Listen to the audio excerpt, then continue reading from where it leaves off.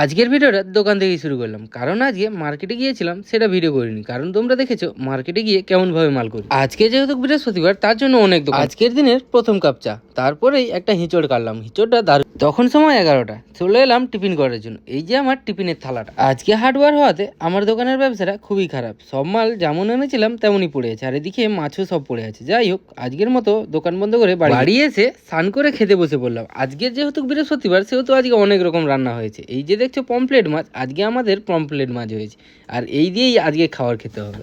তখন সময় বিকেল 5টা। আজকে দোকান খুলতে একটু দেরিই হয়ে গেল। এসেই সামনেটা ঝটাপট করে ঝাঁট দিয়ে শুরু করে দিয়েছি ধূপ দেওয়া।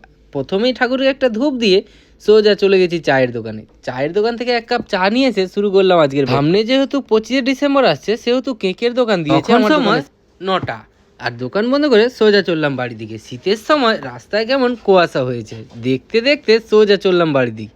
আর এই যে আমার বাড়ির রাস্তা, এই রাস্তা দিয়ে আমার বাইকটা চড়েই যাওয়া হয়, আর চড়েই বাড়িতে ওঠায়। সে যাই হোক, আজকের মতো এতটা। ভিডিওটা যদি ভালো লাগে লাইক করবে। আজকের মতো বা